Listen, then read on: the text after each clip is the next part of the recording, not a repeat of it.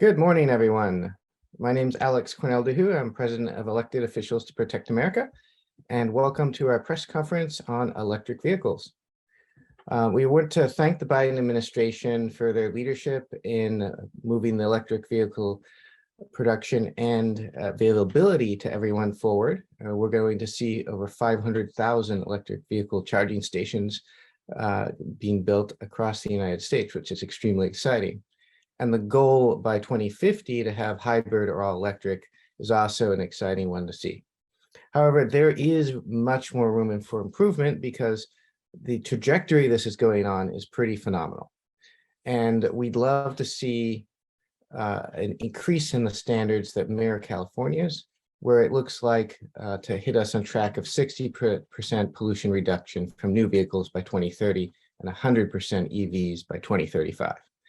This is a very attainable goal, and it's exciting to see. Anyone who's driven an electric vehicle, you just can't really go back to the old style. The power's right on the wheels, and it's unbelievable performance. But more importantly, it's saving our planet and protecting our health of our children and future. So I'd like to introduce our panel here. They'll be taking questions at the end. Please raise your hand or put the questions in the chat. And with that, we're going to go to Senator Will Haskell, who passed the Clean Air Act in Connecticut. And excitingly with that, also was able to electrify their school buses by leading by example and showing the state what is also possible by state work. So Senator. Well, thank you so much, Alex, and it's great to see everybody. I'm so happy to be with EOPA today. As Alex said, my name is Will Haskell. I serve in the Connecticut State Senate, and I'm the Senate Chairman of our Transportation Committee. I'm also the youngest Democratic state senator in the country, and consequently, I spend a lot of time worrying about what sort of planet the next generation is going to inherit, like so many of you on this call do. I worry about whether my generation is going to have clean air to breathe and clean water to drink, or if policymakers are going to stick their head in the sand and watch the point of no return go by. This year in Connecticut, as Alex mentioned, I was really proud to help to write and pass something called the Connecticut Clean Air Act. It mobilized historic resources to address carbon emissions that stem from our transportation sector. And as you'll hear again and again, I imagine on today's call, transportation is the largest contributor to carbon emissions, both in the country and in my home state. My state saw 21 days of unhealthy levels of ozone in 2021. That was the highest in New England. And 5 out of our 8 counties got F grades from the American Lung Association. The American Lung Association weighs in because worse air pollution can create aggravated serious lung conditions, including asthma and emphysema, and long-term exposure can even cause reproductive and developmental harm. These conditions are the very worst in Connecticut cities because those residents live directly next to some of the busiest highways in the country. So when you look at cities like Bridgeport, New Haven, and Hartford, they all rank among the very worst urban areas in the United States when we look at exposure to pollutants. And by the way, this really is a national problem across the country. That particulate matter that comes from vehicles, it's responsible for 85,000 to 200,000 premature deaths every year. So what's Connecticut doing about it, and what's in the Connecticut Clean Air Act? First, as Alex said, we're going to lead by example. We're going to electrify our state fleet of vehicles. We're going to transition to zero emission school buses and transit buses so that kids and commuters don't breathe in dangerous exhaust as they travel to school or to their jobs. We're also going to make electric vehicles more affordable by expanding state level rebates that actually pair with federal rebates. We're making those rebates especially generous for families and businesses that live in or work in environmental justice communities, those communities most impacted by air pollution. We're going to make those rebates available to small businesses to modernize their fleets, and they're going to help replace those especially toxic medium and heavy duty vehicles that pollute our highways. Oh, and this is something I'm particularly excited about. We are going to lead the way in making a $500 rebate available for electric bikes, because we know that this is a really effective car replacement strategy that's helping to save the planet. I could go on and on about how we're making sure no one's left behind in this transition, mandating EV installation in all new construction, streamlining the process for those who live in multifamily housing, because we know that people aren't going to feel comfortable behind the wheel of an electric vehicle until they can charge that car where they live, where they work, where they shop, where they play. And perhaps most significantly and related to today's press conference, we're finally adopting California's standards for medium and heavy duty vehicles after we adopted the light duty vehicle standard many years ago. I'm obviously not here today just to tell you about the great things happening in Connecticut, because my small state, try as we might, it is not going to solve the problem of climate change. We all know that we need strong federal leadership. And I'm really grateful and frankly proud that the Biden administration has put fighting climate change at the forefront of their agenda. I personally think it's very likely that President Biden's legacy is going to be rooted in the steps he took to save the planet. But there is so much more work to be done. Just this week, the Department of Transportation approved a plan in all 50 states to build out a national charging network. Congress put $7.5 billion into this, and there will soon be a charging station every 50 miles along interstate highways. And by the way, that's going to create 150,000 new jobs. Just ask our friends at IBEW. But now it's time to make electric vehicles the rule and not the exception. I'm so honored to join with over 600 elected officials from red states and blue states, because we know that there is no such thing as Democratic air or Republican air. There is only clean air and dirty air. And we're joining together to encourage and really beg the Biden administration to begin that rulemaking process to establish a new round of clean car standards. Let's nationally follow California's lead and embrace a 100% zero emission sales target by 2035. This isn't some pie in the sky policy. As the president said just a few weeks ago, General Motors and Ford announced that they will be all electric by 2035. And America's largest car maker, Toyota, is going to have 30 different electric models by 2030. We're seeing battery plants sprout up across the Midwest, and with the passage of CHIPS and Science Act and the Inflation Reduction Act, we are seeing a massive investment in clean air technology, clean energy, and zero emission vehicles. I'll just close by saying that we all know there's a lot of important issues that are facing local, state, and federal officials, from healthcare reform to tax policy to housing affordability. I don't discount the importance of any of those pressing concerns, but I think that our kids and our grandkids are not going to ask us how we voted on any particular amendment or referendum, how long we filibustered, how many press conferences we held, how long our speech was. I think they're going to ask what we did to address the defining crisis of our time, and that is the crisis of climate change. And I sincerely hope that we will have a good answer for them. And I think that by taking this step, the federal government will ensure that we do have an answer, and that we did take a historic step to transition to that 100% zero emission vehicle sales. So Alex, thank you so much for having me, and I look forward to hearing the other speakers. Thank you, Senator. It is unbelievably true. Once we set a goal, American innovation reaches that. And the heart of that innovation in many ways has been in Michigan, where, as you mentioned, the major legacy car companies who are also investing heavily in EVs are down the street from you. So we'd like to introduce Council Member Gary Schlack, also a veteran, and please let us know what's happening in your region.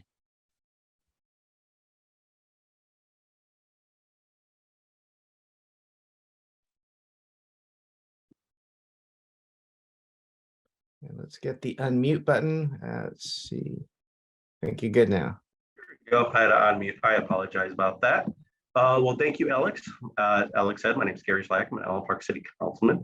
So I want to thank Alex and the EOPA and viewers watching. I come before you today from the home of the automobile, Michigan. And as a city council person from Allen Park, a city in Metro Detroit, I feel I'm in a unique position to speak to you today for that reason. Detroit, my hometown, was in an ideal spot in our country to become the center of the American auto industry. You know, Detroit's auto industry sits across from an international border. It extends outward from lower New England down to Pennsylvania and across the Appalachians, west for Ohio, Indiana, and Illinois. But today, that area stretches across our country, and automakers are now more than ever before committed to ramping up production of electric vehicles. That's very exciting for our country. Yet the area which I call home is still home to much of the auto industry. And it was in Allen Park, a city that you can make an argument was Henry Ford's second favorite city, was home to something very great that hardly anyone has ever heard of. Well, what is it that you heard of it? And why Allen Park? Well, it's because in Allen Park, a rail hub existed, where Henry Ford saw he could control his supply chain and control costs to the world's largest plant, the Ford River Rouge plant. He did so using trains that ran on clean electrical energy, similar to green technologies he worked on as a boy on his farm in Dearborn. This energy would be generated from overhead electrical cables strung from concrete arches. Sadly, after the construction of these arches, we were thrown into a worldwide depression, and his fully fleshed out idea of electrical powered trains to support his plant was abandoned. Yet today, these large 30-foot tall concrete arches still stand, standing silent as a monument to vision and determination of what can be done for a greener earth. It's ironic that not long after this plan, trolley cars and subway cars started running on cleaner electrical energy across cities across the world. It's innovations like these that need and must continue to address vitally important climate solutions, and with help from stronger EPA standards. The EPA's next round of clean car standards must fully account for these clean, safe, and cost-effective technologies, many adopted already. And as a result of this infrastructure law and the Inflation Reduction Act, we as consumers can count on more electric vehicles, charging stations, lower carbon fuels, and tax incentives to purchase more electric vehicles. This is a vision I can get behind, a vision you can get behind, a vision we all can for a cleaner, greener earth. And therefore, I support President Biden and his administration in implementing stronger vehicle standards by reducing carbon emissions by 2030. Thanks again, Alex and EPA, for a chance to speak, and please feel free to reach out to me, and together I know we can make great things happen for our country and planet Earth. We only have one Earth.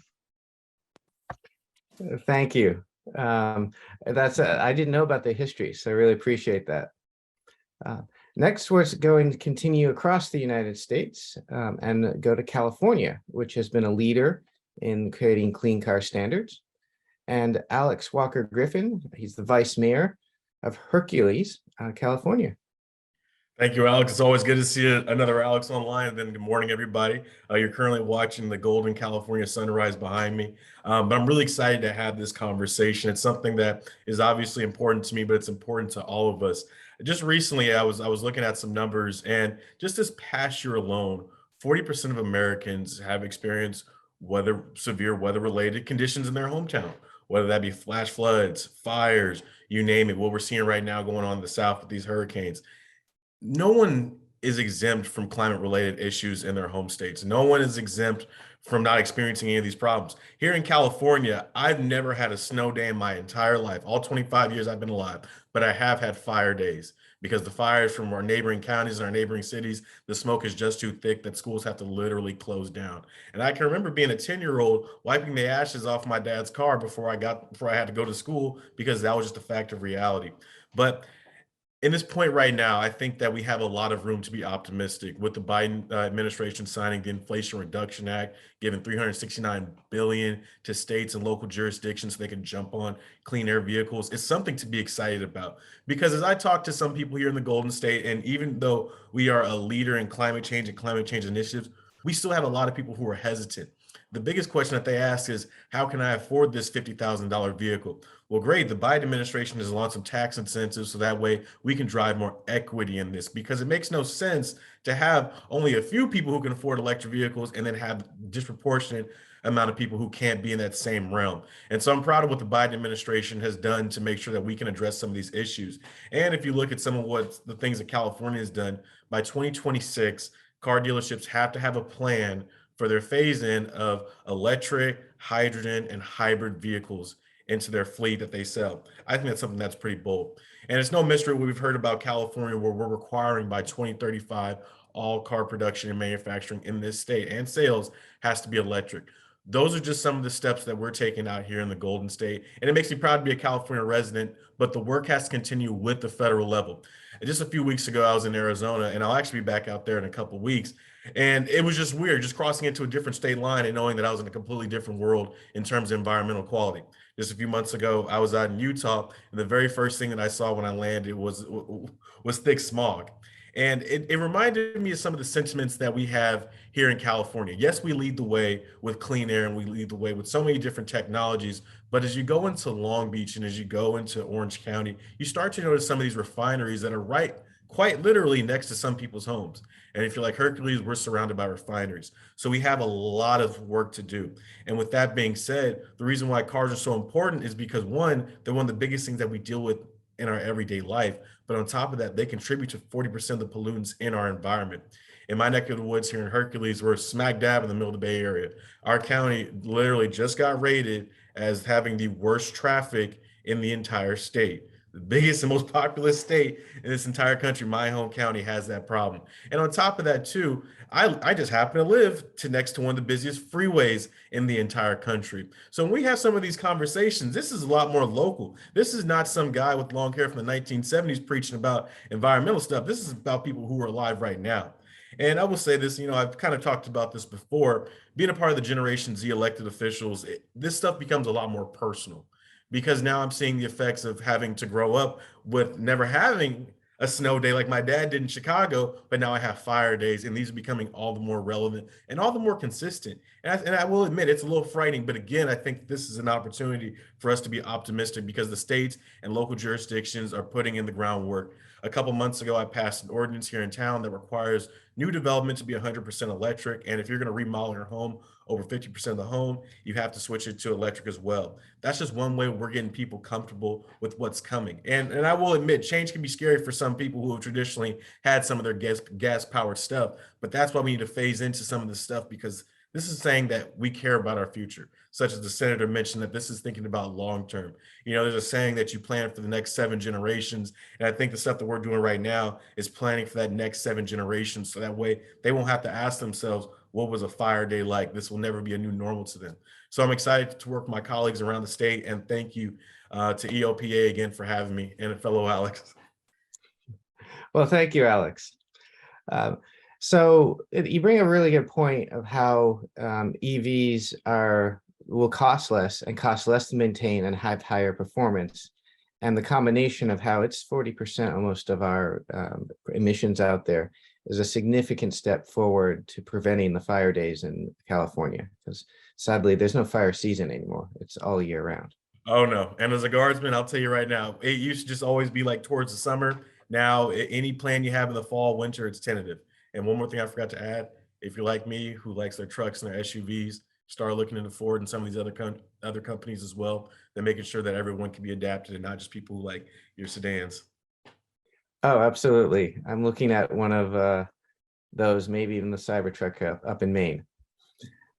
So now we're going to go south to Council Member Andrew Lewis in Westwood Neighborhood, California.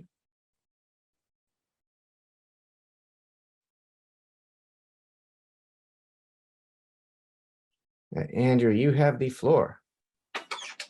Yes, can you hear me? Yes. Great, all righty. And apologies, I'm a little behind y'all. It's definitely West Coast time here in LA, but I'm glad to be on the call with y'all. But I just want to pretty much reiterate a lot of what was said so well by our prior speaker. Here I'm in LA. I'm in West LA in a neighborhood called Westwood Village. It's a predominantly college community adjacent to UCLA. A lot of us here, don't actually rely on cars to get around. But of course, the ones of us that do, we're not quite there with EVs. The point remains the same, that we're also straddled on our southern edge by a major freeway called the 405. I don't know if any of y'all have heard that, but it's a major arterieway in Los Angeles that cuts across the west side. Here it connects the West San Fernando Valley, here to West LA, continues onwards to downtown LA.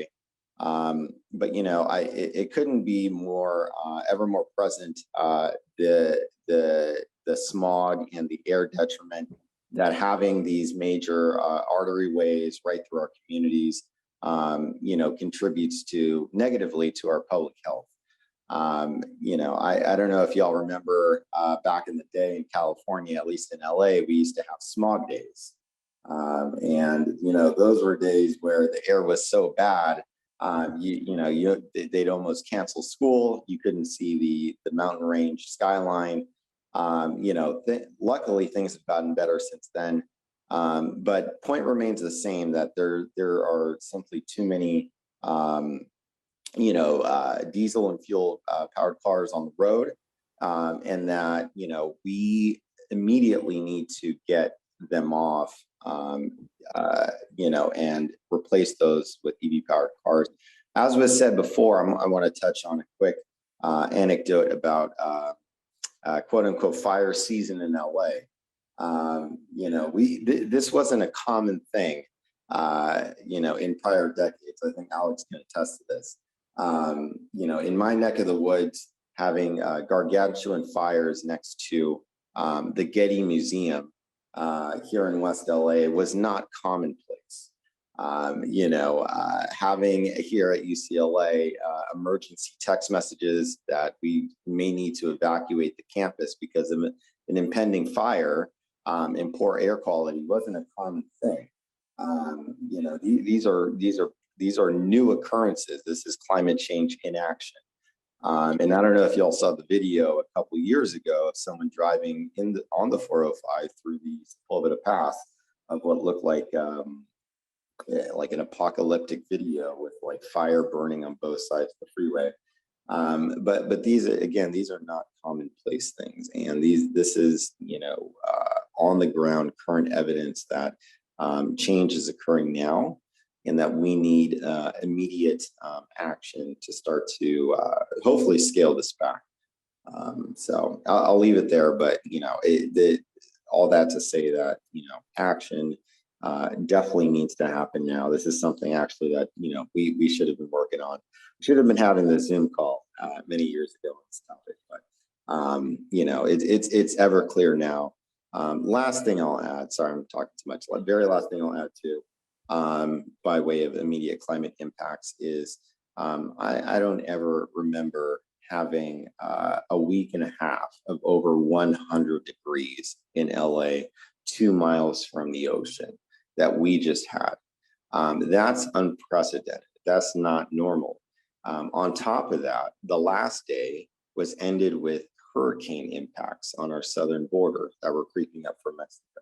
So to go from literally on the same day, a heat wave, into hurricane impacts, which created a Miami-like atmosphere here in Los Angeles, something's wrong. Something's got to change. As my mom said, she texted me that day, Andy, you have some kind of title. Can you please do something about this? And so, that's why I'm on calls like this. Anyways, thank you. Thank you, Andrew. Really puts it in perspective of the urgency and immediacy of this work, where, yes, it's good we're on the right track and we're doing some amazing work, but the 2035 goal is a very attainable one that needs to happen because the car industry has already signaled they're going to follow it. California's lead the way, and we can do it nationally. And regarding the immediacy of it, particularly because the car industry and vehicle emissions in the United States is the largest emitter, it can make a significant impact in reducing the effects of global climate change, which then will help California hopefully have less 100-degree days, fires, and frankly, the floods we're seeing on other parts of the United States right now, and the hurricanes that's about to hit. I want to take a quick step back, and it's no coincidence that we have a number of veterans on the call, because when we look at the security implementations of electric vehicles and how it helps improve our security, it's dramatic as well, because it reduces our reliance on autocratic nations who are producing oil that we're dependent on right now in many ways because of the interconnected nature of our refineries. Now, the good thing is there's tremendous opportunity. But when I was in Fallujah, for instance, it was getting to be dusk, and I came across a line of cars, trucks, and tractors, literally as far as I could see. And eventually we crept up to the front of the line and realized that they were waiting all day to get fuel for their vehicles. And because it was about the time where there was a curfew, they rioted rather than break out of that line and put their lives in danger. And that really made me realize how dependent you can be on a single source of fuel, and how really, unfortunately, a lot of the free world is lining up to autocratic states for that fuel. And that's something we need to change, because it's also a tremendous opportunity for our democracy. We're dependent right now. Every single member of OPEC is an autocratic dictator. If we were to remove that dependency on fossil fuels, suddenly they become far less relevant and don't have the ability to control their neighbors and the energy supply across the world, as we're seeing with what's happening in Russia and Ukraine, in stark example. So this is also a tremendous opportunity to increase international security while protecting our planet. And that's what gives me hope too, because the opportunities are there, the demand signal is there, that we absolutely can be on track to reduce our pollution from new vehicles by 2030 by 60% and 100% EV sales by 2035. California's done it, the auto industry signaling they'd love to do it. Let's do it nationwide. All right, I'd love to bring in some questions now from folks here. So if you have a question, please feel free to put it in the chat or raise your hand, and we'll bring you in to answer whatever questions you might have.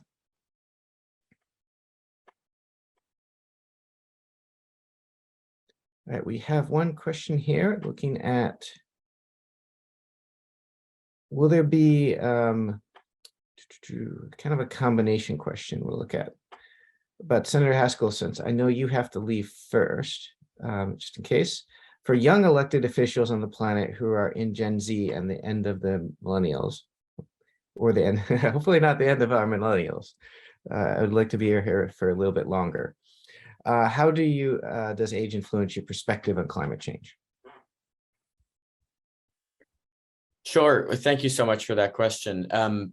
Look, poll after poll shows that young people care about college affordability, gun violence prevention, and climate change. They know that for when we learned about the crisis of climate change in high school or in college, it wasn't some academic problem that someday somebody would have to worry about.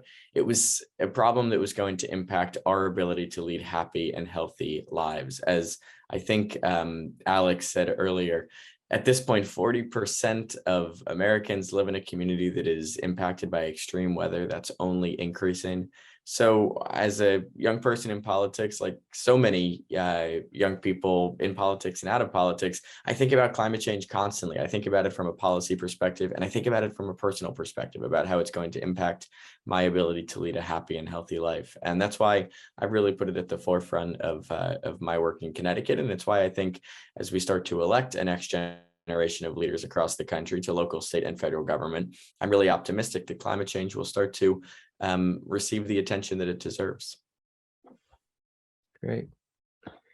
And this is kind of a round the table question. How will the increased standards you want help environmental justice in your communities as well? I would definitely say, first, find out what's really obtainable in your city. In my case, it was electrification of buildings, because we're pretty consistent with new development, and go off of that. And then also kind of seeing what your state does, or what your state's already doing if they're not doing anything at all. And then asking yourself, okay, what's most relevant to the day-to-day lives of people, and what's actually obtainable? If it's something like, oh, our city's going to reduce our gas-powered fleets and then convert them to electrics, that's something that's great. But again, I would just figure out what's something that your community can really do and support some of these endeavors, especially because some states don't have California opportunities that will provide incentives for you to jump on board some of these technologies. Anyone else want to jump in? Alex, I think the point about incentives is exactly right.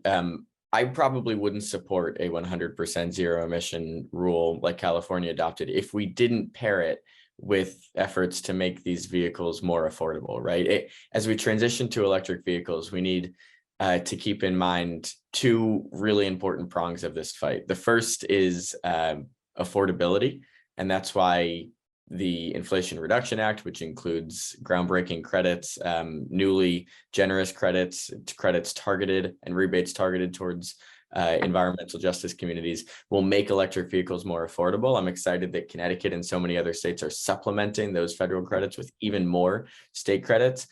But on the other hand, we also need reliability. We need charging infrastructure because no one is going to feel comfortable getting behind the wheel of that EV until they know that they can charge it reliably where they live, where they work, where they play, where they shop.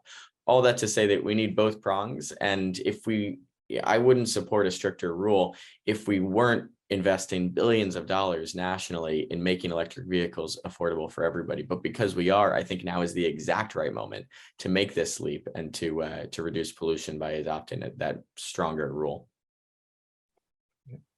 That kind of leads into what Igor has put in the chat regarding distributed energy and battery storage. And one of the cool things about some of the electric vehicles, you can use them to power your house. So as we increase our ability and upgrade the grid, right, we've got to upgrade the grid along with the infrastructure. It's a good backup and potentially could add a decent amount of power during peak times and then charging the electric vehicle at the off times. So there's multitudes of benefits that go beyond, obviously, just driving. The question specifically, how can local jurisdictions be allowed to lead the way in combining climate change and the GHG emissions, e.g. Parking maximum standards, EVs, chargings, infrastructure requirements, investments in public transit, without being preempted by doing so in red states? All right, you got the hard questions here. Anyone want to tackle that one? No.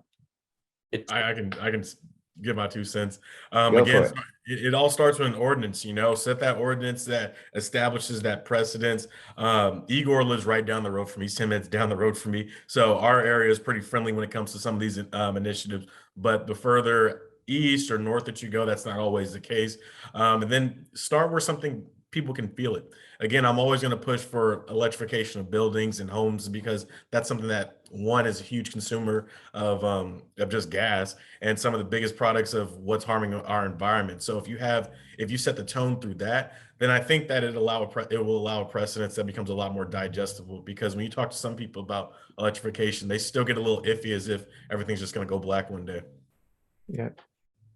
And from a more national perspective, lending your voice to let the Biden administration and others know, hey, we support you.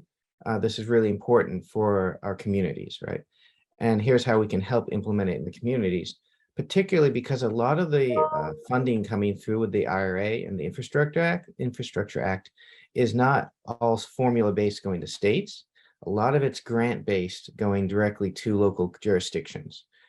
Which will also help alleviate those who might live in a red state that is unfortunately not accepting the federal funding.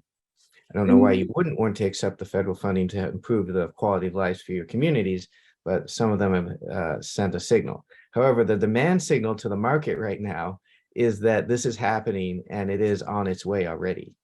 So that's the exciting part. Now we just got to put the pieces together and get the funding to the communities that need it, and particularly ensuring that 40% go to the Justice 40 initiative to help communities who have been underrepresented in the past. If I could real quick, something that happened kind of as an aside, but semi-related in California, there was a bill passed by Assembly Member Laura Friedman, I believe it is. I think it's AB 2097. The governor just signed it. And it's related, indirectly related, but it's kind of what you speak to, Alex. It's a paradigm shift in what we're talking about and thinking about, right? Prioritizing as a state. And that bill, I believe, got rid of parking minimums near transit-oriented communities for new development. You know, which is a big step, but it's what it more so does is it signals, you know, that one, we need to get more cars off the road in California. But two, you know, I think it's part of this broader conversation that that something needs to be done, right? That we need to look at a different model, you know, when it comes to like basically with regards to climate change. And I'll add to that, if you're able to check out the governor's video with regards to him signing that, he makes a lot of the same arguments that we all made on this call about why it's so important. So I'd say in California, you know, I don't know if we need to be preempted by red states per se, hopefully not, but we're thinking in the right direction. Yes. And California has a neat advantage. I mean, you are the 5th largest economy in the world. So the demand signal you've created by doing that is already leading the way. So the other parts of the US can absolutely implement this goal and excel at it.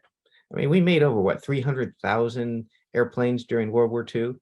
I'm pretty confident we can make enough electric vehicles at an affordable price for everyone that with the infrastructure in the 2030 goal range.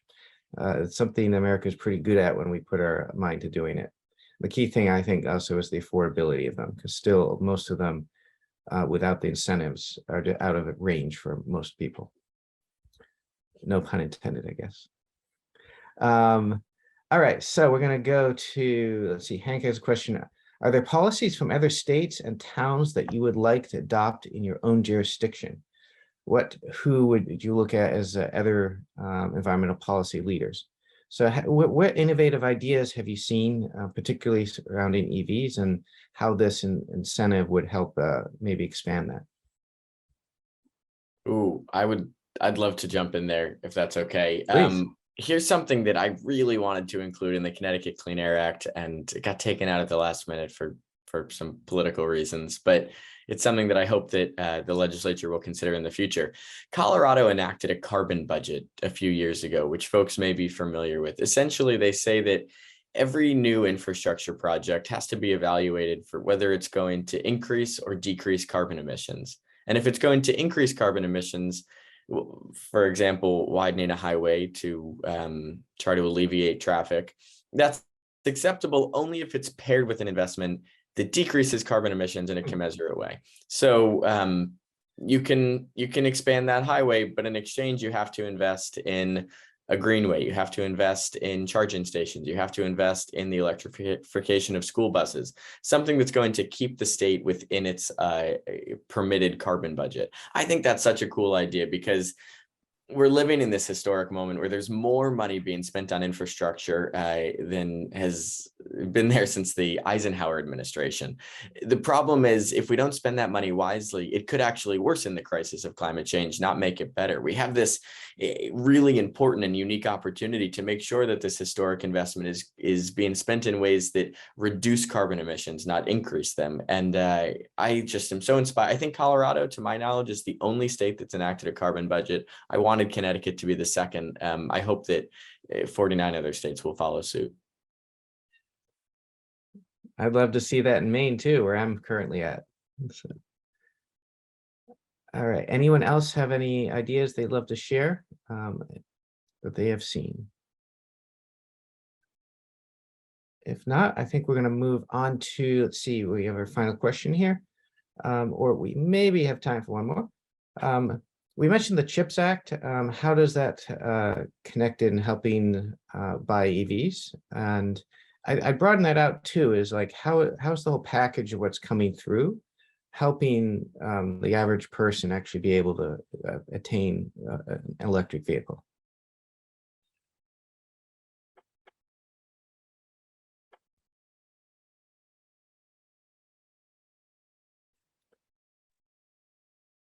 I'm happy to jump in unless others, only if others don't want to.